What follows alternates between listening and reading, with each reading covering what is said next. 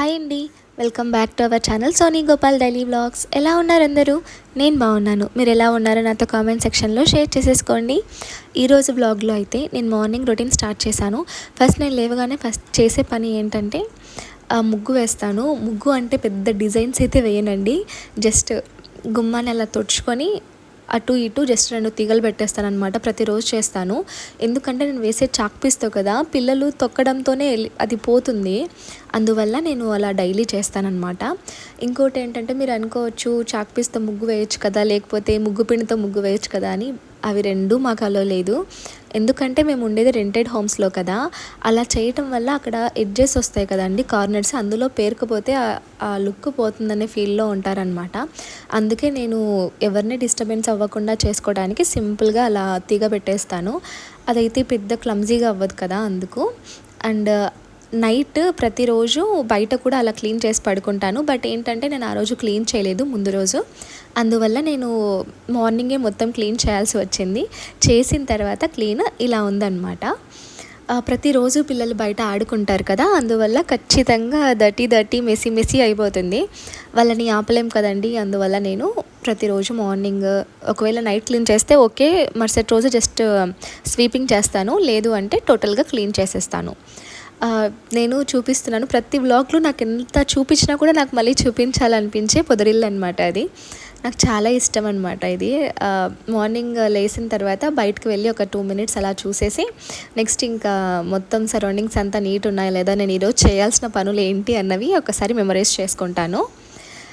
అందరూ ముందు రోజే ప్రిపేర్ చేసుకుంటారు, బట్ ఏంటంటే మనం ఆ రోజే ప్రిపేర్ చేసుకుంటాం అనమాట. ఎందుకంటే నేను మామ్ ఆఫ్ 2 కదా, 2 పిల్లలు ఇంట్లో ఉంటే వాళ్ళతో నైట్ కొన్నిసార్లు అనుకున్న పనులు చేయలేకపోతాను, అందువల్ల నేను మార్నింగ్ చేసుకోవాల్సి వస్తుంది.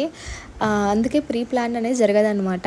నేను మరుసటి రోజే మార్నింగ్ అన్నీ చేసేస్తూ ఉంటాను. పర్లేదు, అది కూడా కంఫర్ట్గానే ఉంటుంది నాకు.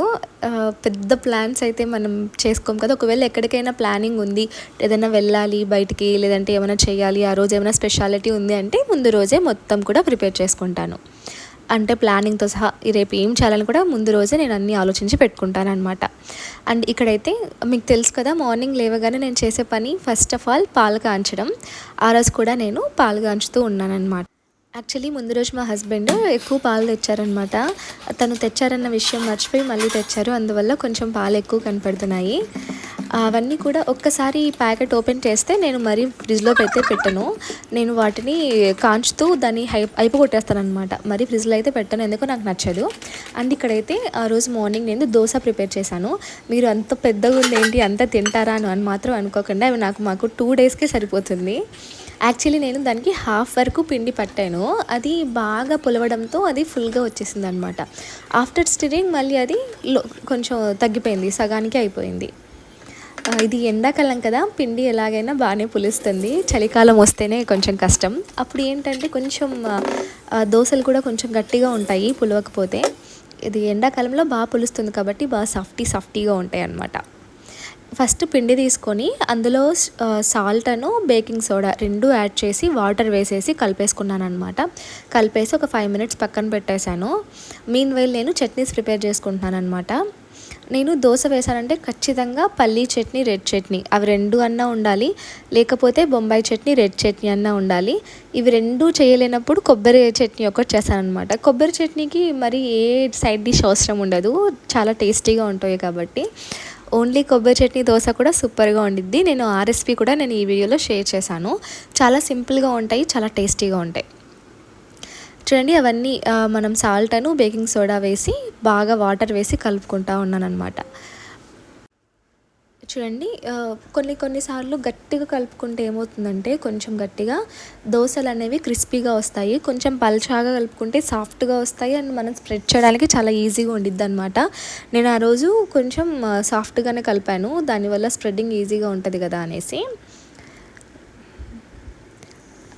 అండ్ మీకు ఎవరికైనా పర్సనల్గా దోశ ఫేవరెటా? నాకైతే పిచ్చిగా ఫేవరెట్ అనమాట. వీక్లో మేము 2 days నార్మల్ దోశ ఉండిద్ది, అండ్ పెసరట్టు ఉండిద్ది. అండ్ ఈ మధ్య కొత్తగా స్టార్ట్ చేసిన రెసిపీ ఏంటంటే నీరు దోశ. అది కర్ణాటక రెసిపీ అనమాట. కర్ణాటక స్టైల్ రెసిపీ చాలా బాగుంటుంది. నేను అది కూడా మీతో షేర్ చేస్తాను. రెసిపీ. ఇక్కడ చూడండి, నేను రెడ్ చట్నీ ప్రిపేర్ చేస్తున్నాను. ఫస్ట్ నేను ఆనియన్స్ తీసుకొని దాన్ని మీడియం సైజ్గా కట్ చేసుకున్నాను. అందులోకి కొంచెం కోకోనట్ పౌడర్ ఉంటుంది కదా, డ్రై కోకోనట్ పౌడర్, అది కొంచెం సాల్ట్ కారం యాడ్ చేసి మిక్సీ పట్టాను అనమాట. చాలామంది పోపు వేసుకోరు, నేనేంటంటే కొంచెం పోపు వేస్తాను. పోపు వేసి దాంతో కొంచెం మగ్గనిస్తానమాట. అలా చేస్తే మనం డైరెక్ట్గా కూడా తినేసేయచ్చు దోశలోకి. లేదు అంటే మనం దోశ పైన స్ప్రెడ్ చేస్తాం కదా, అలా కూడా స్ప్రెడ్ చేసుకోవచ్చు. నేనైతే ఆ రోజు మిక్సీ పెట్టేసి పోపు పెట్టేశాను. అది మన ఇష్టం అనమాట, అందరూ పోపు పెట్టాలని అయితే లేదు. అండ్ ఇంకోటి ఏంటంటే, పోపు పెట్టడం వల్ల, అలా పోపు చేస్తాం కదా తిరువాత పెట్టడం వల్ల మనకి అందులో ఉన్న పచ్చి స్మెల్ పోతుందన్నమాట. యాక్చువల్లీ ఆనియన్ చాలా ఫ్లేవర్ ఎక్కువ ఉంటుంది కదా, అది కొంచెం సర్ప్రైజ్ అయిపోతుంది. చూడండి దోశలు అయితే ఎంత బాగా వచ్చాయో. నేను ఇక్కడ మాకు నార్మల్ దోశ ప్రిపేర్ చేశాను, అండ్ మా ఆయనకి డబుల్ ఎగ్ దోశ చేశాను అనమాట.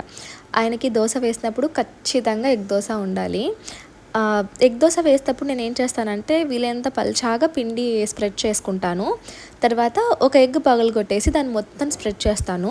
అండ్ దాని మీద 1 నిమిషం అలా కుక్ అవ్వనిచ్చి, దాని మీద ఇంకో ఎగ్ పగలగొట్టి దాన్ని కూడా నీట్గా స్ప్రెడ్ చేస్తానన్నమాట. అలా చేయడం వల్ల ఏంటంటే, ఒకే చోటే మనం కలిపినట్టు ఉండదు, లావుగా ఉండదు, మంచిగా కాలుతుంది, ఎగ్ అనేది బాగా బాయిల్ అవుతుంది, అండ్ టేస్ట్ కూడా సూపర్గా ఉండిద్ది. ఒకసారి ఈ టిప్ ఫాలో అవ్వండి. ఫస్ట్ పల్చాగా దోశ బ్యాటర్ వేసి దాని మీద ఒక గుడ్డు వేసి, అది కొంచెం అట్లా అయిన తర్వాత, వేగిన తర్వాత నెక్స్ట్ ఇంకో గుడ్డు దాని మీద స్ప్రెడ్ చేయండి. చాలా టేస్టీగా ఉంటుంది ఎవరికైనా డబుల్ ఎగ్ ఇష్టం ఉంటే. అండ్ కొంచెం ఆయిల్ వేసాను. ఎగ్ దోశలోకి ఆయిల్ తప్ప ఇంకా ఏది టేస్ట్ ఉండదు అనుకుంటాం, కానీ నెయ్యి కానీ బటర్ కానీ వేస్తే బాగుండిద్దని.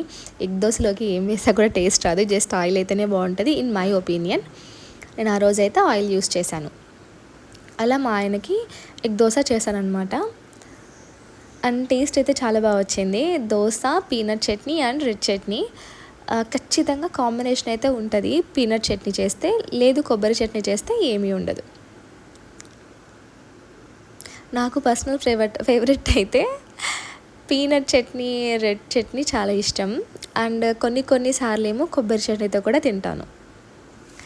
ఎక్కువ ఫేవరెట్ అయితే కనుక రెడ్ చట్నీ, వైట్ చట్నీతో ఇష్టం.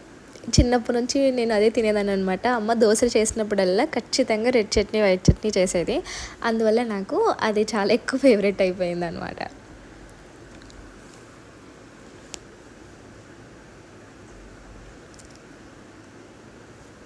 ఇంట్లో కూడా పిల్లలు అన్ని రెసిపీస్ కంటే దోశనే ఎక్కువ ఇష్టంగా తింటారనమాట.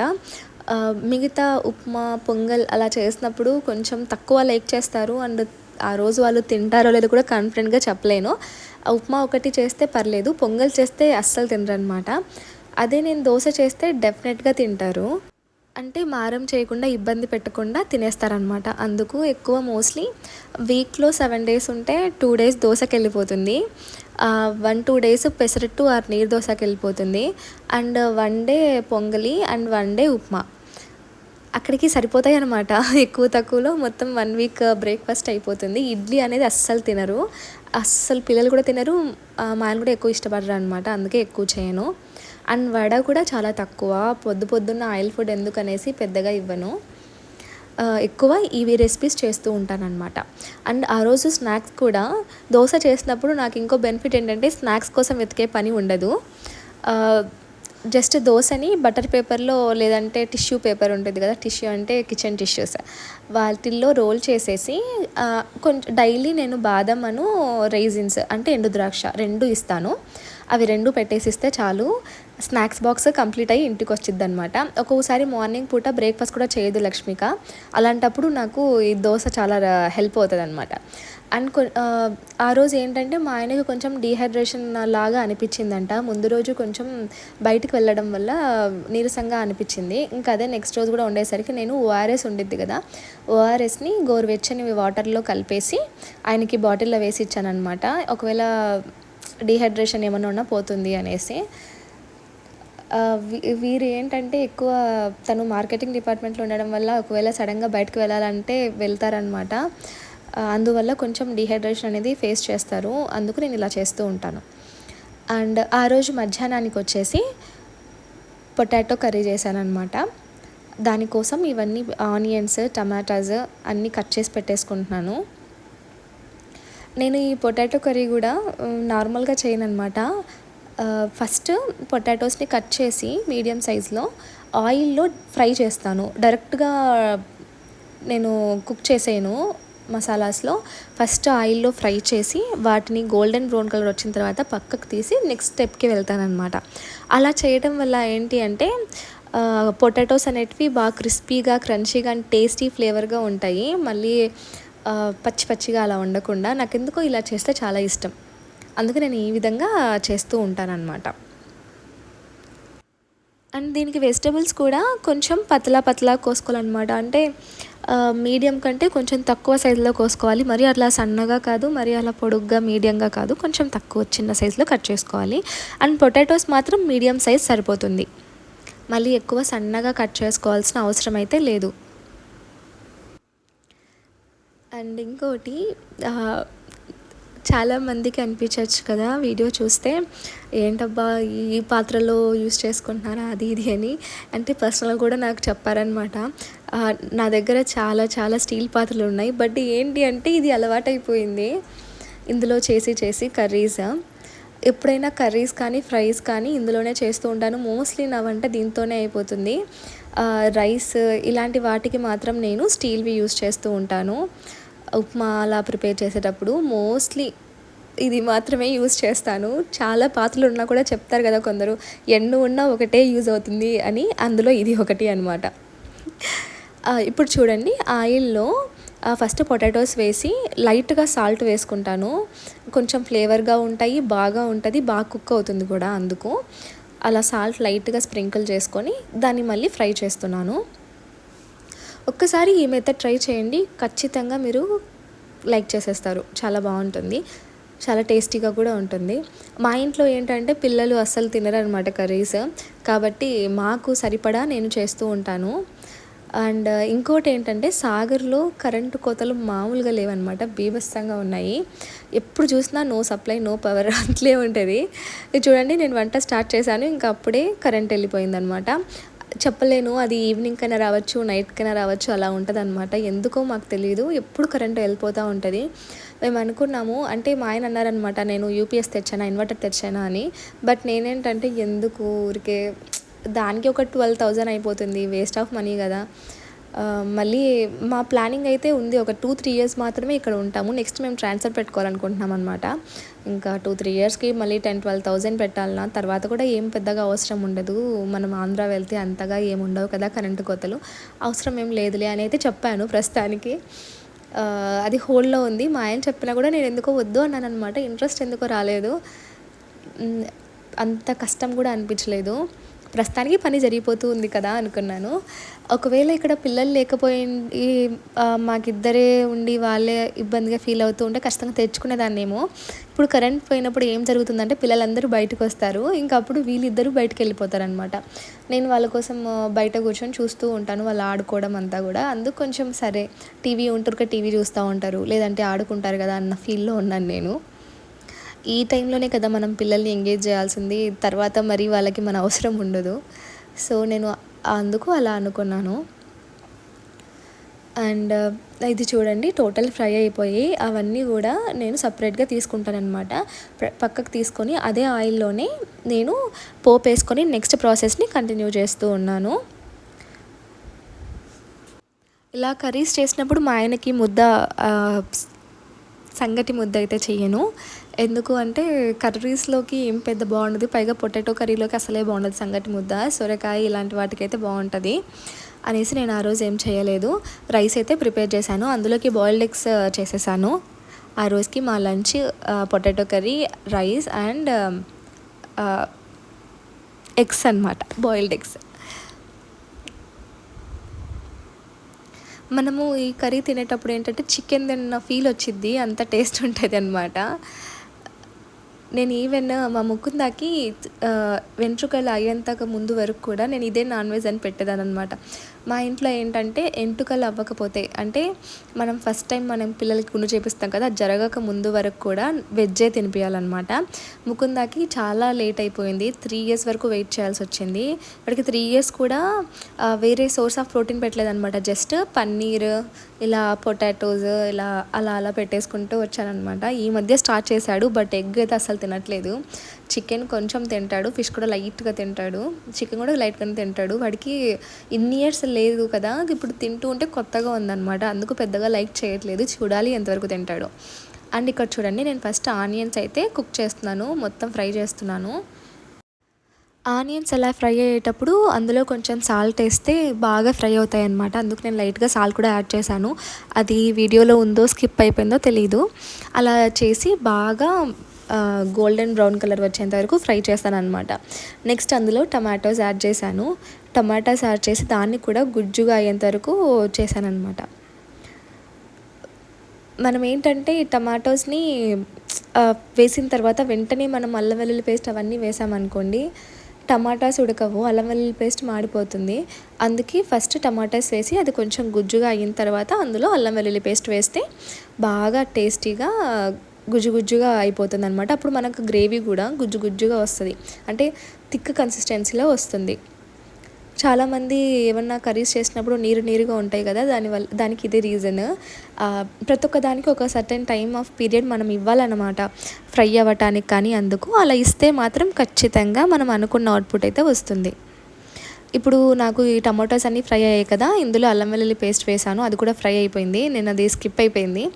అండ్ ఆ తర్వాత ఉప్పు, పసుపు, కారం, కొంచెం ధనియాల పొడి అండ్ లైట్గా గరం మసాలా ఇవన్నీ వేసేసి బాగా కలుపుకోవాలన్నమాట. నేను ఎక్కువ ఎంటీఆర్ ప్రొడక్ట్సే యూస్ చేస్తాను. ఎంటీఆర్ కారం పొడి కానీ, ఎంటీఆర్ గరం మసాలా స్పెషల్ గరం మసాలా దొరుకుతుంది, అవి 2 అండ్ ధనియాల పొడి కూడా. అనుకోవచ్చు మనం ఇంట్లో చేసుకుంటే సరిపోతుంది కదా అని, బట్ నాకు అంత టైం అయితే ఉండదండి. ప్రతి ఒక్కరూ థింక్ చేస్తూ ఉంటారు కదా, హౌస్ వైఫ్ లైఫ్ చాలా ఈజీగా ఉంటుంది, ఇబ్బంది లేకుండా ఉండిద్ది అనేసి. అది అస్సలు ఉండదన్నమాట. అంటే అనుకునే కొద్దీ పనులు పెరుగుతాయి. ఒకవేళ మనము చేసే వాళ్ళమే అయితే పని ఎప్పటికీ ఉండిద్ది. కొందరేమో టైం తీసుకుంటారు, పని చేస్తారు, కొందరేమో టైంతో పాటు మేనేజ్ చేసుకుంటూ కొంచెం వాళ్ళకంటూ కొంచెం టైం తీసుకుంటారు. అలాగే ఇలా కిడ్స్ ఉన్న వాళ్ళకైతే పర్టికులర్గా నా గురించి చెప్పాలంటే, నాకు ఒక 1 డే మొత్తం మీద ½ అన్ అవర్ కూడా టైం దొరకదు. ఎందుకంటే ఫాస్ట్గా పనులు చేసుకోవాలన్న మోడ్లో ఉంటానన్నమాట నేను, అందుకు. అండ్ ఇక్కడ చూడండి, అలా మసాలా అంతా ఫ్రై అయిన తర్వాత నేను ఫ్రై చేసుకున్న పొటాటోస్ వేసాను. అవి తర్వాత వాటర్ వేసి ఇంకా టోటల్గా బాయిలింగ్ తర్వాత మీకు కావాలంటే కొత్తిమీర యాడ్ చేసుకోవచ్చు, నేను ఏం యాడ్ చేయలేదు. అంతే. నాకు చూడండి ఎంత బాగా థిక్ కన్సిస్టెన్సీలో వచ్చింది కదా. టేస్ట్ అయితే అమేజింగ్ ఉంటుంది, ఒకసారి ఖచ్చితంగా ట్రై చేయండి. అండ్ ఇక్కడైతే ఈవినింగ్ స్నాక్స్ కింద ఆ రోజు పాప్కార్న్ చేసి ఇచ్చానమాట. నేను కొంచెం టైం లేకుండే అండ్ పిల్లలు కూడా ఆకలి అనేసరికి నేను ఇంకా రెడీమేడ్ పాప్కార్న్ ఉండిద్ది కదా, దాన్ని పాప్కార్న్ని చేసి ఇచ్చాను. వాళ్ళకి చాలా ఇష్టం అనమాట పాప్కార్న్ అంటే. ఇంకా పాప్కార్న్ చేసేసరికి ఇంకా కంప్లీట్ చేసేసారు వాళ్ళు. అండ్ పాప్కార్న్ చేసినప్పుడు ఏంటంటే నేను హై ఫ్లేమ్లో పెట్టి చేసేస్తాను, దానివల్ల ఏంటంటే త్వరగా అయిపోతుంది అండ్ బాగుంటాయి కూడా. మనం మీడియం ఆర్ స్లో పెడితే అస్సలు పాప్ అవ్వదు, చాలా టైం పడుతుంది. హై ఫ్లేమే బెస్ట్ అనిపిస్తుంది నాకైతే. అండ్ ఇక్కడ చూడండి, నేను అక్కడ ఏరియా మొత్తం కూడా ఏం పెట్టకుండా ఉంచడానికి కారణం ఇదే. నేను వంట చేసుకునేటప్పుడు నా పిల్లల్ని పైన కూర్చోబెట్టుకొని మాట్లాడుకుంటూ నేను వంట చేస్తాను అనమాట మోస్ట్లీ. ఎందుకంటే ఇంట్లో మా హస్బెండ్ వచ్చేసరికి 7-7:30 అవుతుంది. ఇంకా అంతవరకు వాళ్ళని పక్కన వదిలిపెట్టేసి నేను పని చేసుకోవడానికి కూడా అవ్వదు. వాళ్ళు చాలా క్రాకీగా ఉంటారు, అంటే క్రేజీ థింగ్స్ చేస్తూ ఉంటారు అనమాట. అందుకనేసి ఇద్దరిని ఇలా పక్కన కూర్చోపెట్టుకొని వాళ్ళతో మాటలు చెప్పుకుంటూ నేను పని చేసుకుంటూ ఉంటాను. అందుకే నేను ఆ ఏరియా మొత్తం కూడా ఖాళీగా ఉంచుకుంటాను అనమాట, అది రీజన్. లేకపోతే అక్కడ నాకు అవసరమైన సామాన్లు పెట్టుకునేదాన్ని, బట్ ఏంటంటే పిల్లల కోసం అనేసి మొత్తం లీవ్ చేసి కొంచెం డెకార్ లాగా పెట్టుకున్నాను. అవసరమయ్యే వరకు పైన పెట్టుకొని కొంచెం డెకరేషన్ లాగా చేసుకున్నాను అనమాట. అని చూసారు కదా, పాప్కార్న్ రెడీ అయిపోయింది, దాన్ని మస్తుగా ఎంజాయ్ చేశారనమాట పిల్లలు. పిల్లలకి ఎప్పుడు కూడా హెల్తీ ఫుడ్ కంటే జంక్ ఫుడ్డే ఎక్కువ ఇష్టం ఉండిద్ది కదా! హెల్తీ ఫుడ్‌ని ఎంత బ్రతిమలాడినా తినరు. అదే జంక్ ఫుడ్ అయితే చెప్పనవసరం లేదు. ముందే అడిగి మళ్ళా తింటారనమాట. అలాంటి వాటిల్లో ఇది కూడా ఒకటి. పాప్‌కార్న్ కూడా ఒకటి. మా ఇంట్లో ఏంటి అంటే సాటర్‌డే, సండే మూవీ నైట్స్ ఖచ్చితంగా పెడతామనమాట. మూవీ అలా పెట్టుకున్నప్పుడు పాప్‌కార్న్ చేసి పెట్టేస్తాను. అందువల్ల ఏమవుతుందంటే కొంచెము వాళ్ళు తినటానికి బావుంటుంది. ఆ ఫీల్ వస్తది గదా! మూవీకిలో ఉన్నట్టు ఫీల్ వస్తుంది. పాప్‌కార్న్, కూల్ డ్రింక్స్ అవన్నీ దొరికితే అందుకు అలా అనమాట. అండ్ ఆ రోజు నైట్ కూడా చపాతీ చేశాను సింపుల్‌గా. చపాతీ చేసేసి పొటాటో కర్రీతో ఎండ్ చేశాననమాట డేని. అండ్ రెగ్యులర్ క్లీనింగ్ ఇప్పటికే చాలా సార్లు చూపించా కదా అనేసి నేనేం చూపించలేదు. అండ్ ఇది నెక్స్ట్ డే మార్నింగ్ దోసలోకి కొబ్బరి చట్నీ అయితే ప్రిపేర్ చేస్తున్నాను. నాతో ఏమంటే ఒక 10 కోకోనట్స్ ఉంటాయి కదా! అలా ఒక 10, 5 అలా తెచ్చి పెట్టేసుకుంటాను కొబ్బరికాయలు. తెచ్చుకొని నాకు ఎప్పుడైతే అవసరం ఉండిద్దో అప్పుడు పగలగొట్టేసుకొని వాటిని యూజ్ చేసుకుంటాను. నేను ఇంట్లోనే పగలగొట్టుకుంటాను. ఆ పూజకనే కాదు నార్మల్గా కూడా పగలగొట్టేసుకొని నాకు కావాల్సిన రెసిపీస్ అయితే చేసుకుంటూ ఉంటాను.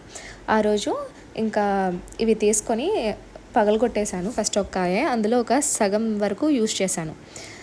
అన్నీ స్మాల్ పీసెస్గా కట్ చేసి ఆనియన్స్ కూడా small pieces and even chillies కూడా గ్రీన్ చిల్లీస్ కూడా కట్ చేసుకొని వాటిని అన్నిటినీ ఫ్రై చేసుకొని మిక్సీ పట్టేసుకున్నాను అనమాట. ఫ్రైయింగ్ కూడా ఎలా అంటే ఆనియన్స్ ఫస్ట్ పచ్చిమిర్చి ఫ్రై చేశాను.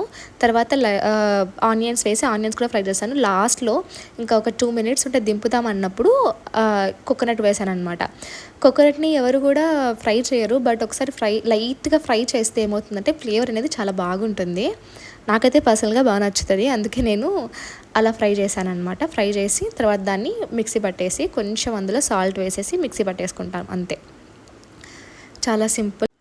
ఈ కోకోనట్ చట్నీ ఏంటంటే దోశలోకి కానీ ఈవెన్ చపాతీలో కూడా చాలా బాగుంటుంది.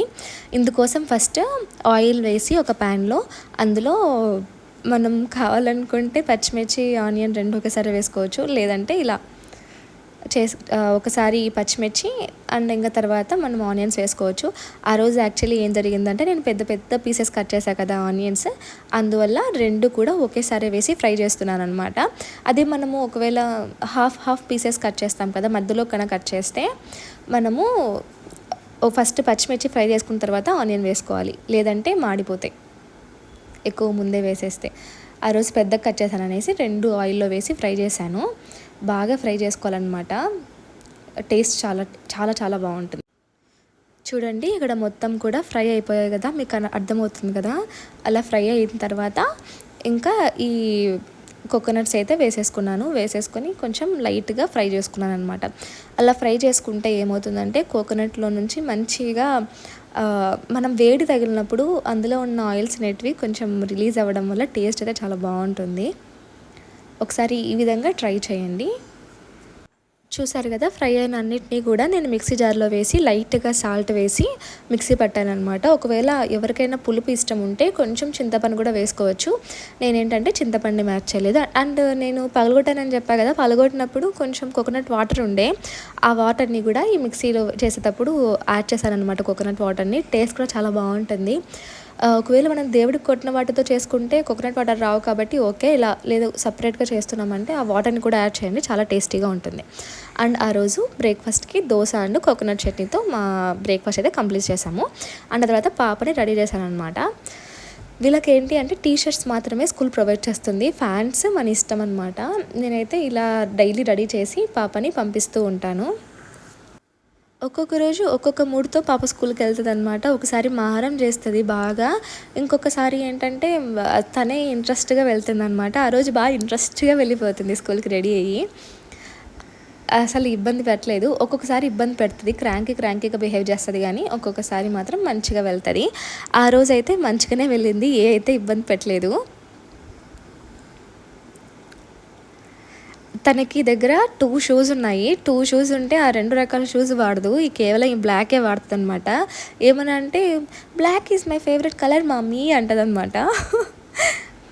అందుకు ఇంకా తనని ఇబ్బంది పెట్టడం ఎందుకనేసి తనకు నచ్చినవే వేసి పంపిస్తూ ఉంటామనమాట. మా ఆయనేమో నన్ను అరుస్తారు, "అవి దాచేయొచ్చు కదా! ఎందుకు అవే వేస్తది అది ఉంటే" అంటారు. బట్ నేనేంటంటే సర్లే ఎందుకు ఊరికే ఇబ్బంది పెట్టడము, తనకు నచ్చిందే వేసుకొని అని నేను అనుకుంటాను. చూసారు కదా! మామూలుగా మా ఆయన వెళ్ళి తనని పిలుస్తారు ఫస్ట్. బట్ ఈసారి తనే ఫస్ట్ వెళ్ళేసి బైక్‌కి కూర్చుందనమాట. అండ్ ఆ రోజు మధ్యాహ్నానికి నేనేం ప్రిపేర్ చేయలేదు. ఎగ్ ఫ్రై చేశాను, రైస్ చేశాను అంతే. ఓకే అండి. See you next vlog. Thanks for watching.